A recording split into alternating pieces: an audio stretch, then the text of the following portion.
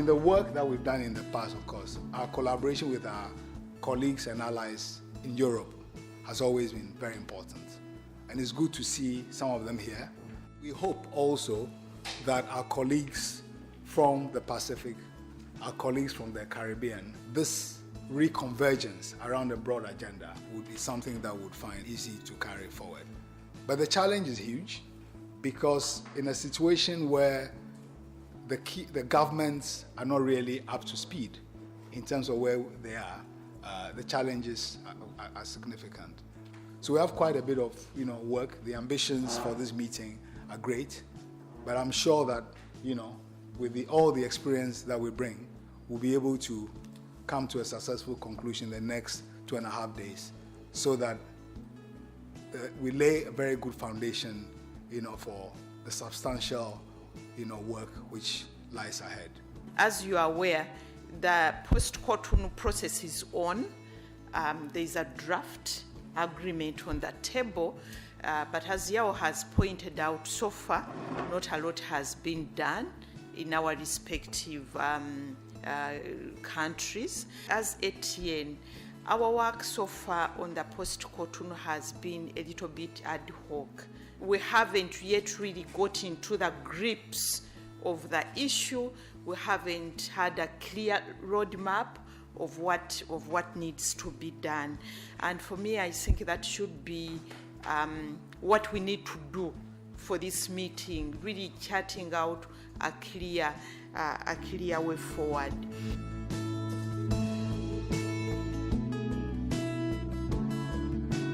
The idea for this meeting has been evolving since Brussels last year, when people got together from all over the world to say we need to get Cotonou on the table. But as the conversations went on, two things kept on constantly coming back. That post-Cotonou relationships is, on the one hand, both, a threat really, it's to put it mildly, a threat, and at the same time a challenge for us, an opportunity for us to reorganize. A threat because almost all the experiences that our countries and our people and civil society organizations have gone through for the past almost 20 years are likely to get bigger and much more potent and much more dangerous, because we have been through 20 years of a relationship of Cotonou, which described as a partnership, but which we discovered very soon that it's a partnership of a different kind. A partnership, one side is unable to call any shots of its own, and the other side calls all the shots of itself. So we have had the EPA negotiations where we'll be going into details very soon, but we could see that what was supposed to be a good faith negotiations that create conditions for us and our people to realize the opportunities was not as quite what it was. We discovered very soon in the process that each side have their agenda, but unfortunately the side that we come from, the African, the Caribbean, the Pacific, did not quite define their agenda in a proactive way, and we were forced to play catch-up, and the catch-up that was not very good. Our civil society organizations were we actually managed to rise up to the task and provide a counter-narrative, so that we could force both government officials, government agencies from the north in Europe and from the south in the ACP to reorganize their thought. And we came very far. The problem, though, is that we would have thought that the lessons of those imbalanced relationships would have been learned, right? Especially not simply for the fact that the negotiations were not the best, but also because, as Yao mentioned, things have changed. And as the things changed, they exposed the limits of what the relationship was about. The global crisis rose and told people in the ACP that you cannot continue to have a trade relationship defined around aid and be getting people to just give you, ask you to open your markets to them as a way of development. African countries then got up and said they wanted to do their own CFTA as an agenda for themselves. But if you listen to what the Africans and their heads of state are about to adopt in Kigali, in fact today and tomorrow, you'll be a bit frightened. They didn't learn any lessons at all from their engagement with Europe. If you look at the so-called directives that the European Commission has put forward as the ways in which it is going to organize what it sees as the issues for the negotiations, you'll be asking yourself, has the European Commission and European member states learned anything at all from the 15 years of acrimonious negotiations? So my view is that if you listen to the officials, the governments from both sides, they are pretending as if even the way they fought each other and the disagreements they had, that has not made any difference. They are still, going the way, almost the same way that they went. The ACP countries will be meeting in May in Lomé to then adopt a memorandum of understanding. From what I know, they have already structured a negotiating team with countries from Chad and countries from Barbados to be negotiators, but they don't have a negotiating mandate. So there are people who are telling us who will negotiate what topic, but they don't know what they're going to negotiate about. And if we don't take it, they're likely to just do what they did last time, take the European Union's negotiating mandate, copy and paste, cut and paste, and change, where they say Europe, they put Africa, and where they said, they put this. So that's a danger, okay? Now, we cannot allow that danger to be repeated, because if that negotiating process repeats itself again, it will be worse, because we know that the situation of our people has become worse since the negotiations started and since the global crisis. So to go back and reproduce the same process and actually reinstall the same agenda and paradigms will not be good for us. Fortunately, it's also an opportunity, and this is a very delicate thing to say. We can say that civil society organizations have played a very critical role in the way the implementation of Cotonou went forward, right? But as you have pointed out, I think we're all exhausted. 15 years after shouting no to EPAs, and 15 years about doing stand-up, stir-up in the Caribbean, and 15 years about doing something else everywhere has left us all in the fragmented ways. So even though we are still working our own ways, we are still not together as we would be. As Jane put it, the thinking that we have now about the EPAs is really at the very beginning. If the African, Caribbean countries and Pacific countries are late in formulating their vision, we as civil society organizations are even later in formulating our own concerns.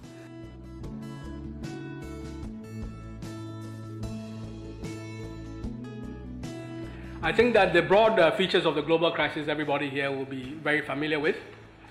We know that it started essentially as a financial crisis.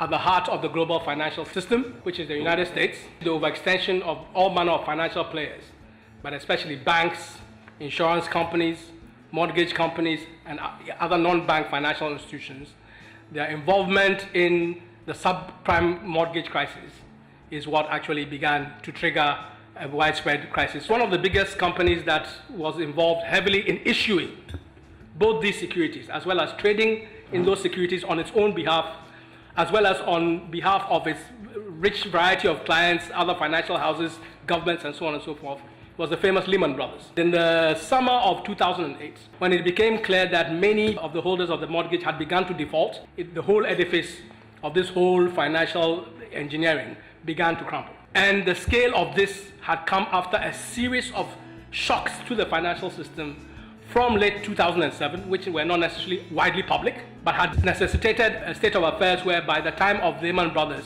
because of its scale of involvement, the US financial authorities thought that we should pull the rug. Except that when the US authorities refused to bail out Lehman Brothers, it set a cascading effect which swept through the whole financial world.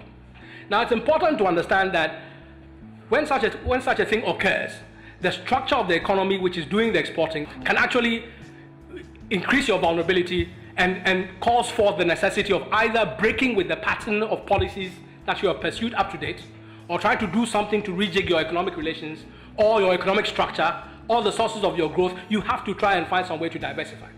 So this, broadly speaking, speaks to a policy orientation of stimulus, of bailout, of domestic support, which privileges the fact that the demand that is constituted by domestic economic consumption is your surest way to rely on to navigate your way out of a global recession, is also your surest way to ensure that you minimize the volatility and the shocks that are associated to the financial channels as well. So in a sense, it stands to reason that you go this way. Except that when we look at the record of the ACP regions, I have to say they were operating according to an entirely different logic and drew entirely different conclusions, which up until today, they have failed to explain either to themselves and certainly to the rest of us. But the point about it is that the ACP regions seem to have a kind of almost unanimous policy response. It's important to stress this unanimity because there was actually very little formal coordination across the ACP regions. That by the time that the crisis broke out in 2007, 2008, many of these countries, because of the boom in commodity prices and so on, and because of the fact that they themselves were beginning to enter into a phase of financial liberalization to add on to the trade liberalization that they had engaged in an earlier phase, they recognized that you need to have some kind of insurance. That you are opening yourself up to volatile flows back and forth which can destabilize your economy, and therefore you have to have some rainy day money somewhere. So many of them have actually built up huge unprecedented levels of external reserves. Okay, so Africa, for example, I think 9.4% of all African GDP was held as reserves in the United States. I mean, that's a huge amount of money not to invest in your own country, to keep in somebody's assets which is paying very little or nothing in terms of interest earnings, whilst you are borrowing in your own country 20%, 30%, 40%. The cost of money and the opportunity cost of investment in your own economy is so high. These countries felt that the most important thing was their export dependency and that their economies would grow that way. They did not privilege domestic economic actors as the ones that will bail them out of this particular situation or even take them forward into the future on the basis of a new economic strategy. We have to recognize the structural constraints that these economies face. Nonetheless, structural constraint or not, policy choices continue to be made. And in a period when the breakdown of the neoliberal order seemed to offer the possibility of at least beginning to carve space for alternatives, it is regrettable, highly regrettable, that actually the choices that were made took us back even more deeply and meshed us even more deeply into the neoliberal order. In just projecting from the ACP experience to where we go from here, we find that the number of things that have changed includes the fact that the deeper penetration of global finance, including mobilizing domestic resources like pensions which are being privatized and so on and so forth, is actually intensifying.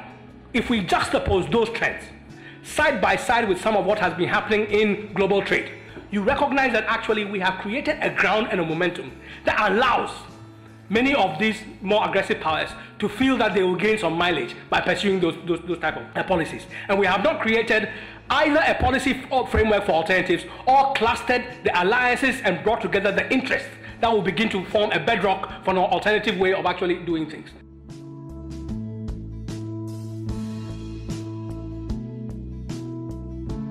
Now, the Central African region consists of 6 countries, and only Cameroon has ratified the Economic Partnership Agreement. And Cameroon is considered as the country that has betrayed the region. So Cameroon signed its interim agreement in 2009 and ratified in 2014 by the parliament. And unlike in the Caribbean region, we took to the streets so many times. I mean, in Yaoundé, we had to organize protest marches where we brought together civil society from the other countries of the region. In front of the European Commission, who was meeting with the head of state at the time, to put pressure and say, if you do not ratify, I'm sorry, the 11th EDF won't come to you. Cameroon ratified its EPAs one day before the end of the parliamentary session when all the parliamentarians were literally asleep. When the negotiators were forced to sign an interim agreement that says the EU EPAs agreement between the EU and Central Africa, whereas it's only Cameroon that has ratified. So that's already messed up. It's already messed up the fact that the EU does not even respect its own engagement. When the clauses clearly says these are supposed to be regional agreements, and you go pick one power or one country and ratify, and then you tell the negotiators, oh, that's fine, we can keep it at that. The name is okay. It is EU and Central Africa. We are trying to negotiate with the other countries, and in the next months, we are talking about 2014, 4 years later. In the next months, the other countries will join your EPAs. As I speak, the other countries are not joining Cameroon's EPAs. They have literally refused to join Cameroon's EPAs. Implementation started on August 1st, 4th of 2016. The EU told us that it's going to help, of course, reduce poverty, right? But the fact that today only the bigger names and the bigger organizations and the bigger multinationals are benefiting from the liberalization process, and there is no implications, no impact, nothing on the poor consumer. When this meeting came up and we're talking about post-Cotonou, I have a question like, why would we want to hold on to a partner? Maybe I want to sound like a couple thing now. Hold on to a partner who cheats on us, who is unfaithful, who is mistrustworthy. I mean, as for me, if I have a partner like that, I leave the next day. With all the lessons we have learned, with all the things we have seen, with the way the EU has treated us in these negotiations, why do we even want to think of another agreement or try to negotiate another agreement with the EU?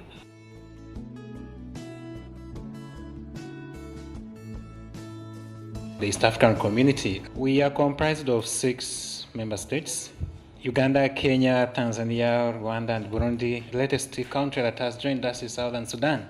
But when we were negotiating the EPAs, Southern Sudan had not yet joined. When we started negotiating the EPAs, on the 16th of October 2014, EU threatened to review the Market Access Regulation 1528/2007, which would have made Kenya to start its exports to the EU to start attracting tariffs. So on the 16th of October 2014, in order to salvage such economies, the EPA negotiations were concluded for the EPAs on the EAC side. I want to raise one important issue, that negotiations were concluded not because the parties were fully in terms and agreement with the provisions therein. Negotiations were concluded because of the pressure that was always mounting. That was all mounted to the EAC partner states, especially from the EU. Now, look at the year when the EPA when negotiations ended, 2014-15. 60% of the EAC budget was financed by the EU, but we are negotiating with the EU. Legally scrubbed text was scheduled to be signed in 2016, July. But Tanzania pulled out, saying, hey, this agreement is not favoring my industrialization. Tanzania has a mini Asian tiger plan, where it looks at becoming a mini Asian tiger by 2020. And Tanzania, the EPA would not help it achieve this. So out of the blue, Tanzania pulls out, and negotiation signing collapses. The status of the negotiations of this EPA so far in the East African Community, we have Kenya and Rwanda, which have signed. That was on 1st September, which signed. Kenya has gone ahead on the 20th of September to ratify the EPA text. Then we have Burundi, which has not yet signed, not because it is against the content, but because it is under EU sanctions. At the same time, we have Uganda, which is also has not yet signed, not because it is against the content, but because it would like East African Community to sign the EPA as a bloc. So what are these key concerns that the ESC has in the EPA? We have the question of industrial development. The EPA, of course, has really serious provisions which constrain our ability to be able to graduate into industrial economies. Looking at the liberalization schedules, looking at the level of products that have been covered. It also has issues of denunciation process. In other words, does not allow for some countries to pull out of the EPA. There is no committed funding for the implementation of the EPA. And then there is one critical concern, that in an event no accepted ways is reached, then the countries will use variable geometry principle to implement the EPA. variable geometry has worked well in internal regional integration to accelerate regional integration internally among partner states. Variable geometry has been good. It works, with of course some challenges, but bringing variable geometry to implement an accord with third parties, there's no way that has been proven. But also for ESC, which is a common market, which has a common external tariff, if the countries were to, if Kenya, Rwanda, maybe if Uganda also come on board, if they were to implement the EPA and Tanzania is out, then that would be the beginning of the crumbling or the beginning of disintegration of the ESC bloc. Kate noticed that one of the first objectives of the EPA was to promote regional integration. So this will be taking me to the experiences. The experiences have been that in the event of negotiations at the ESC level, there have been contradictions regarding what the EU promised and what has been delivered, what has been the realities on the ground.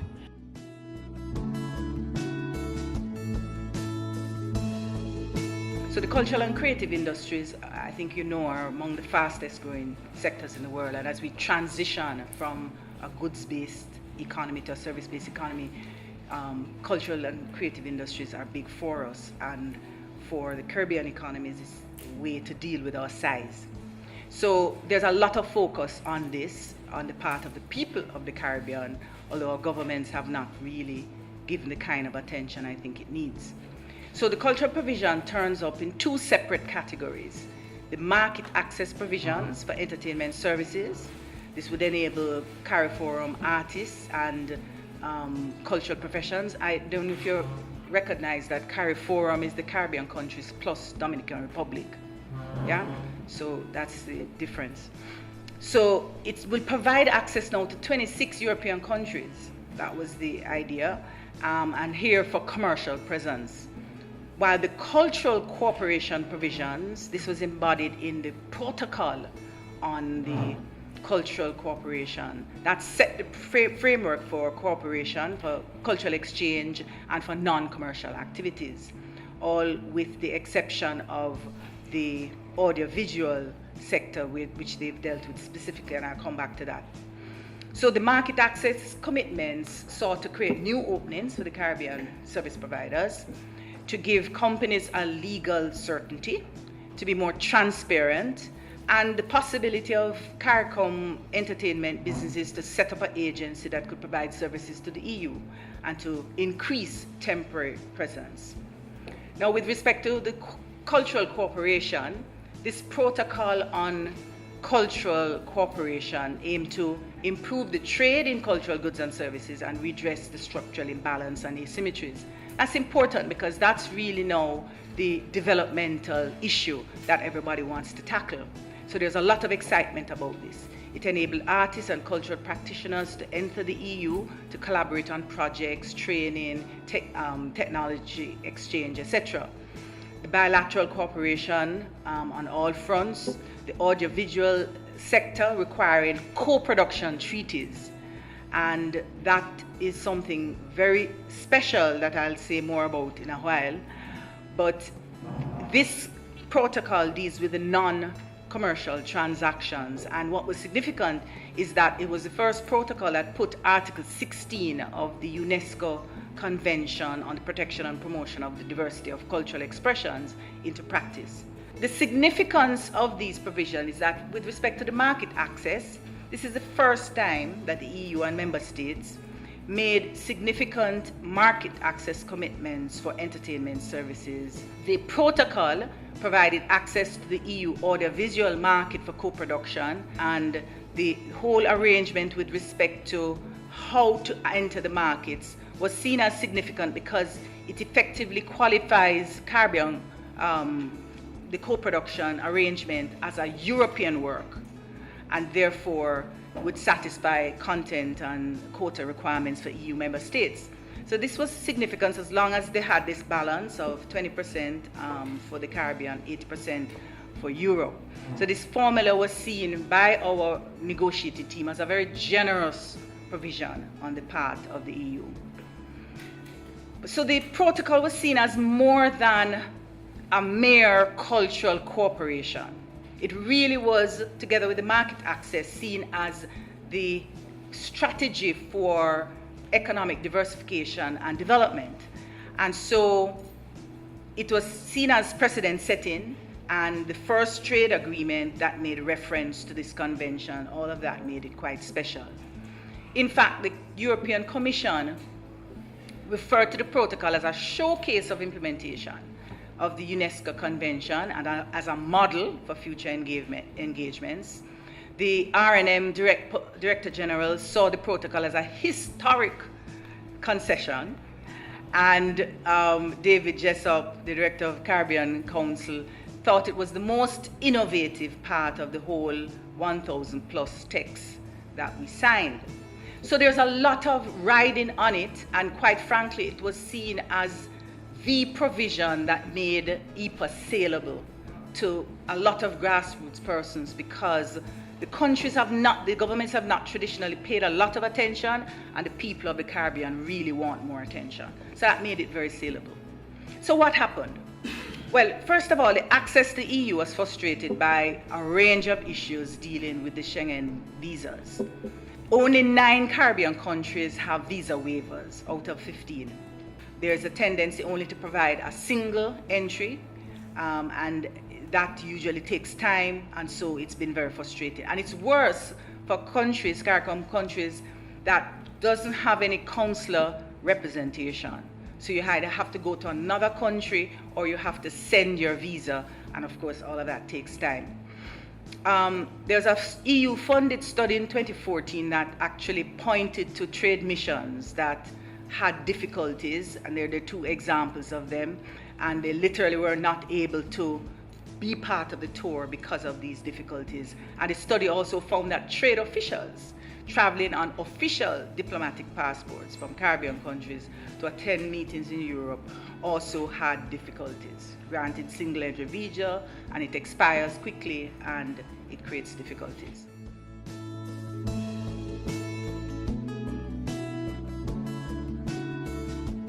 When we're tracking SDG, WTO, post-Cotonou, the kinds of instruments we have to track. SDGs are non-binding, they're still voluntary, but when you look at SDG 14, the key things that we have to track. One is on fisheries subsidies, which the binding instrument is the WTO, but it is introduced under the SDGs.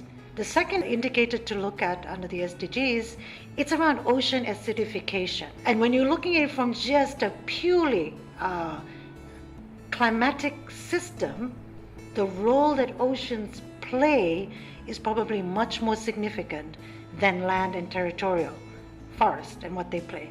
So in terms of absorption of carbon, acting as a carbon sink, production of oceans, current movements to keep our Earth alive and people alive is attached to this thing called oceans, which is not referenced in the climate and climate process. The Pacific made the mistake in Rio. We introduced this idea of blue economy because we wanted to make it sexy, because we wanted to sell the idea of blue economy. Blue economy now has a very descriptive, clear purpose. The most clearest purpose comes from the European Union, followed by China. If you look at post-Cotonou discussions, it's identified as one of the key sectors for investment and private sector development. Specifically, and at least in the interest of PACPs, fisheries. Again, I'm not going to talk about that. But the new one, which is around access to extractive sectors, including seabed mining, and then, put in these nice words about taking into account sustainability concerns. Who defines sustainability? The experience at the regional level, Pacific specifically, is that the European funded a project in 2009. It was a very discreet, in fact, very small, but 3.4 million euros to set up legislative frameworks in the Pacific on seabed mining. Highly problematic legislative framework, which simply signals that the region is now ready because we now have these legal instruments around seabed mining. So I just wanted to flag that again as some of the key things, but again, paying particular attention to the question of political coordination and what does it mean.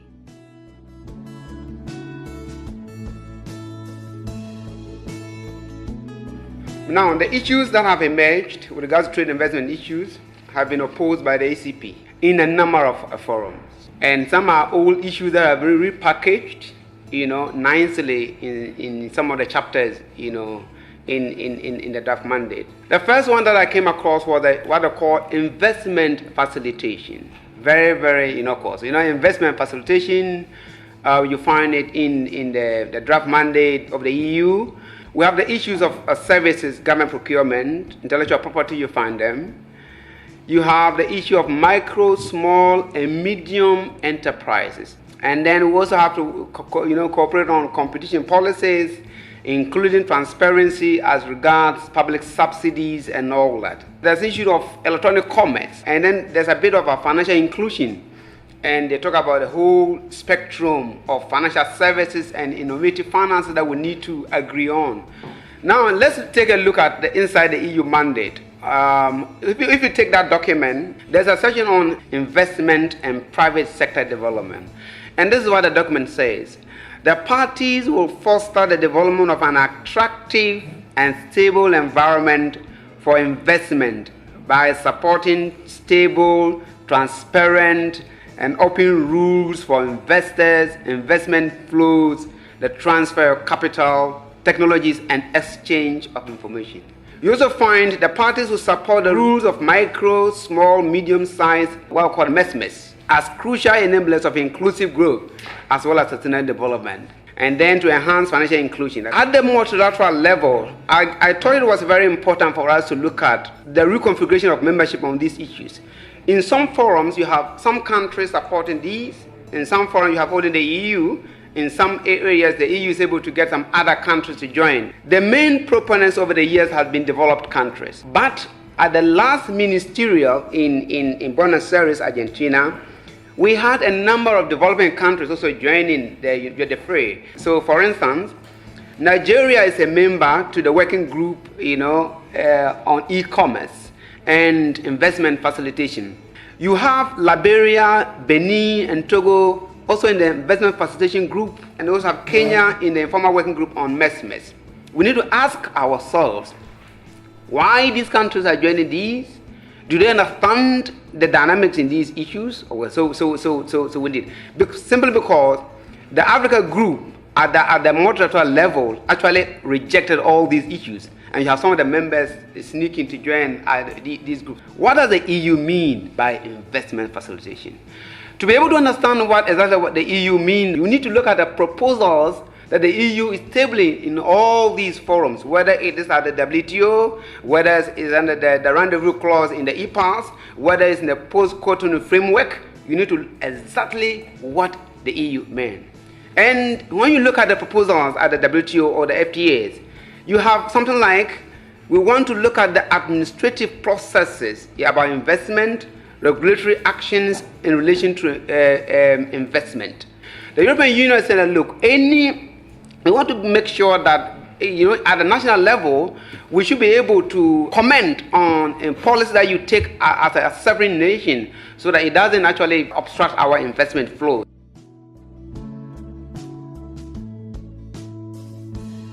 Everybody thinks that Brexit is all about the UK and trade with the UK.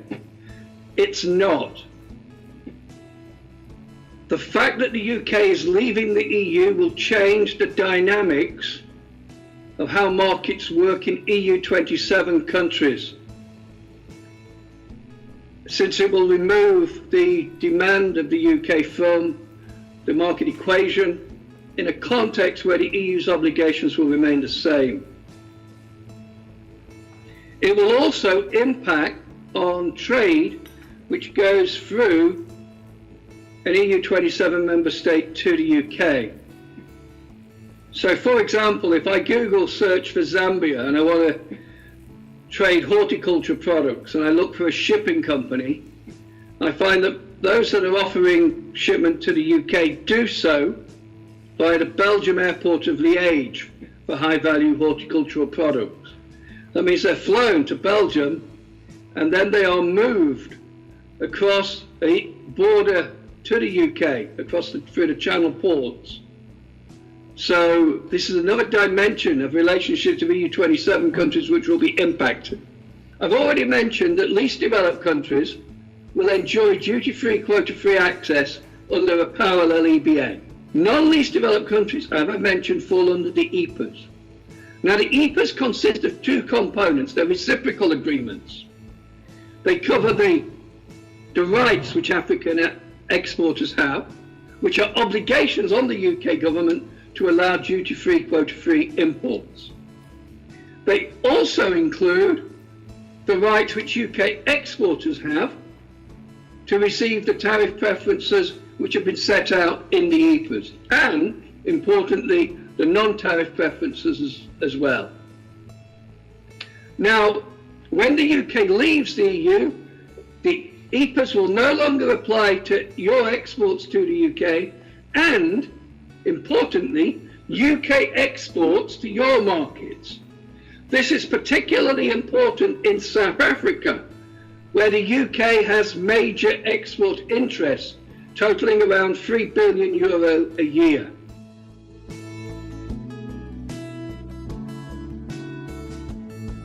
The UK's basic plan is completely to mirror the EU's trade policy towards ACP countries.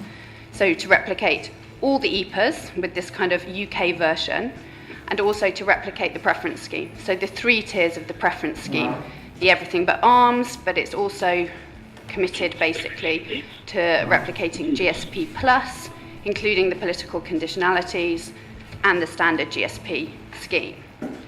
There's two pieces of legislation going through the UK Parliament at the moment to facilitate this process. So there's a trade bill, which will give the UK powers to bring through these replicated EU deals. And there's a customs bill going through the Parliament, which will grant the UK the powers to set our tariffs and set up basically our new preference scheme. These two pieces of legislation are proving very controversial because how the UK is trying to do them is with absolutely zero parliamentary scrutiny. So part of the fight that we have in the UK at the moment is to try and make sure that parliamentarians get a say in what the new trade policy will look like. And in the immediate term, what we've been arguing for is for the UK to offer continuity of market access for ACP countries, but to be more flexible or creative about the mechanism through which that market access is delivered. So not just to default to replicating economic partnership agreements, and to look at where the space is within the preference schemes to offer improvements. So moving on a bit more to the politics, there is a window of opportunity, and it's the next 2 years. And I think for a number of reasons which I'll go through, the ACP are in a position of relative, if not considerable, negotiating strength during this period. And I'll explain why. So first of all, there isn't the rush that the UK government thought there was. Nothing has to be in place by March 2019 when we actually officially leave because of the terms of the transition deal. So the UK will definitely have to provide ACP countries with existing levels of market access during that implementation period. And we need to look quite closely at what UK agriculture policy will look like once the UK is out of the cap. So how is the UK going to subsidise British farmers? How are we going to support their export? There's not much happening on that yet, but it's something that we're trying to get our heads around. There's a consultation paper on future UK agriculture policy. Parliament in the UK is also starting to wake up to the problems of the economic partnership agreements. And this isn't just the Labour Party. So Tradecraft and the allies we've been working with in the UK, we've been working really hard to get cross-party interest and understanding of what the problems of the economic partnership agreements have been. And the Trade Committee itself recently did a report where they made a very clear recommendation on EPAs. I was slightly disappointed because I think they could have been more ambitious. But they also said the government should bring forward proposals for a mechanism whereby rolled over EPAs will be subject to a review in respect of issues such as, and here is where they have heard our lobbying, most favoured nation clauses, rules of origin, the requirements for liberalisation, SPS issues, with a view to potential renegotiation in due course. Now, as Paul said, I don't think that anybody should be holding any store on the idea that there would be a renegotiation ever. I don't think that's the direction we should be going in. Once these agreements, rolled over agreements, are agreed, that will be it. There will be no political incentive to relook at them any time.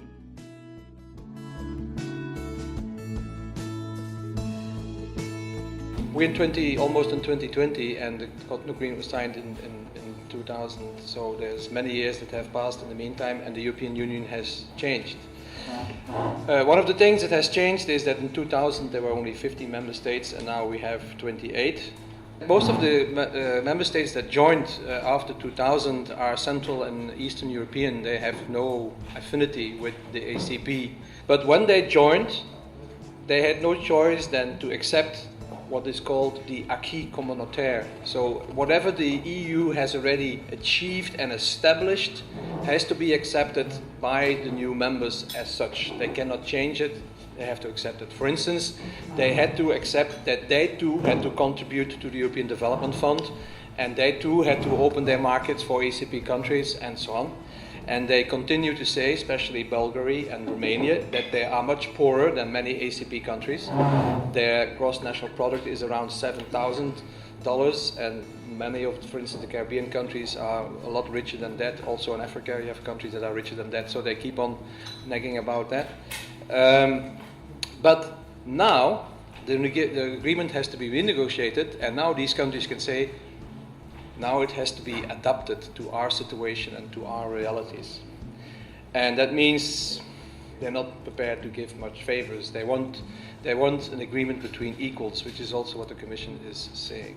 Another change is the EU feels insecure. We have a lot of conflicts in our neighborhood, including also between us and Russia, Ukraine and so, then of course the Middle East, Northern Africa. What also has changed is some of the main documents that the EU is referring to. The EU adopted in June 2016, and this went completely unnoticed because just a few days prior to that, there was Brexit referendum. But the EU adopted a new strategy, EU global strategy, where it looked at the instability in the region, terrorism, refugee crisis. It saw geopolitical shifts in the world with Russia, with the Chinese, and so forth, and so the fusion of power. And it felt it needed a new foreign policy strategy that would use all kinds of instruments, not just diplomacy, but also military intervention here, the aid there, migration policies, that had to be more restricted, energy policy to secure essential European interests, trade policy and so forth. So all that is in the global strategy. All these instruments, aid is also seen as an instrument of foreign policy, has to make sure that we can intervene, for instance, to tackle the root causes of migration in Africa. EU also adopted very recently a new EU consensus on development. EU aid must lead to returns to the EU. That's how China helps developing countries, that's how we also should do it.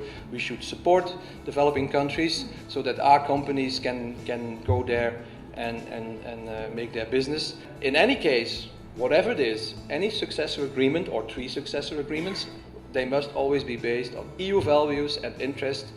It must be a partnership between equals, and it must have added value for the EU.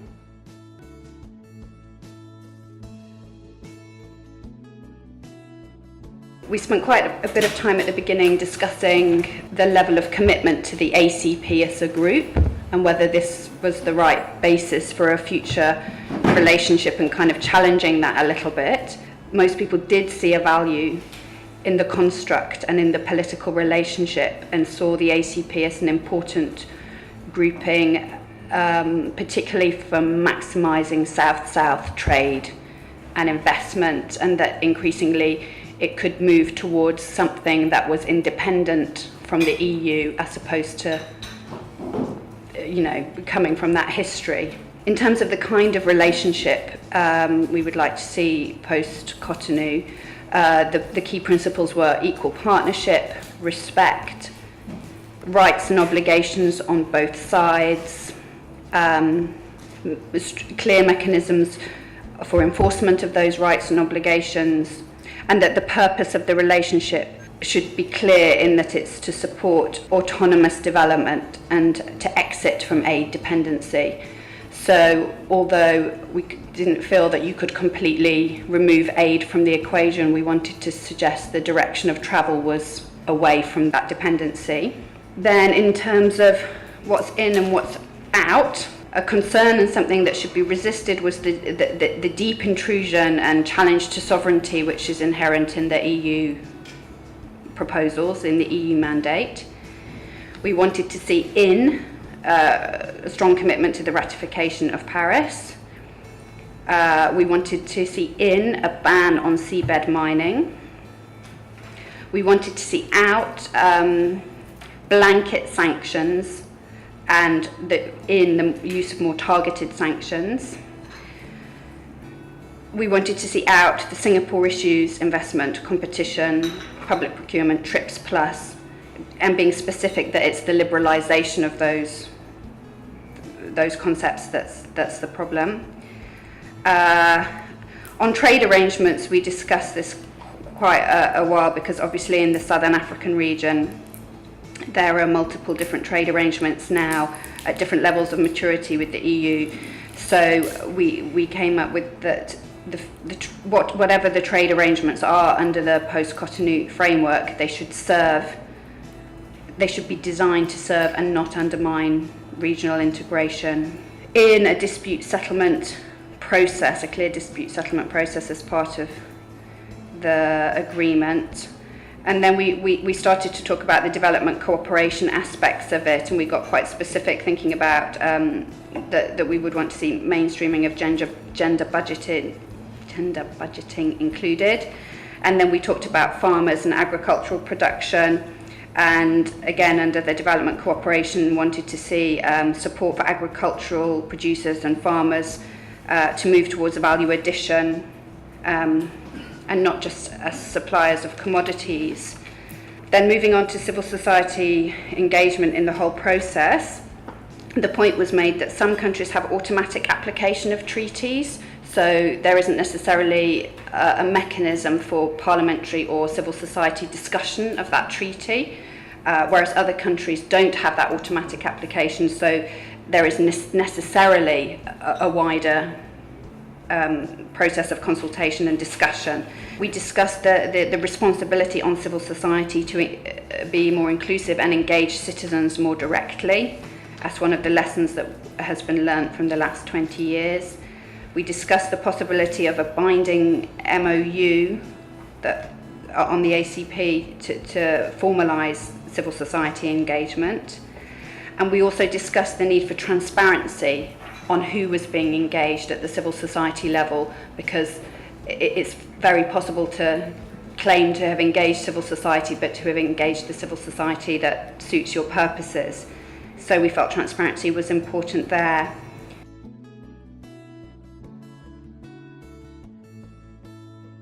The issue of technical and financial assistance should come out clearly. We also think that instead of having one omnibus SCP agreement which is binding, we should look on separate issues. If it is a trading arrangement, we should scope out a trading arrangement. If it is an investment arrangement, we should scope it out, and then we can discuss on what modalities, other than having one broad agreement. The issue of technical and financial assistance should come out clearly.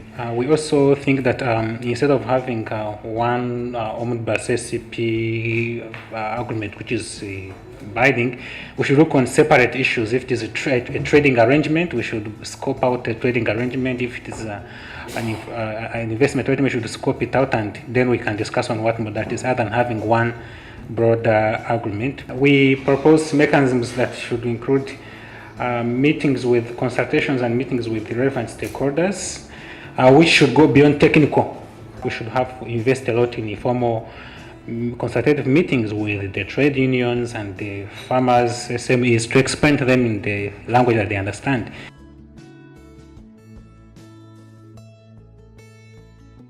On the first question, a shared relationship built on equity that contribute to our own economic, political, and development needs. We also felt that the issue of agriculture should be done away with in terms of Europe granting subsidy to their agricultural sector, and then they want us to liberalize ours.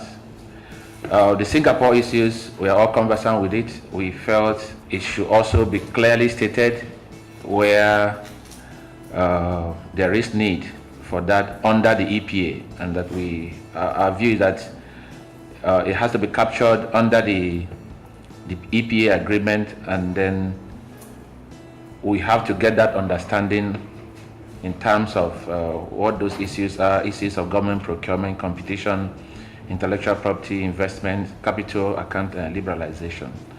And so we also said we don't need any kind of condition attached to aid for development, where every time that support is being given, there is always an attachment to that. And we also said we don't want any political sanction or market access for our businesses under this agreement.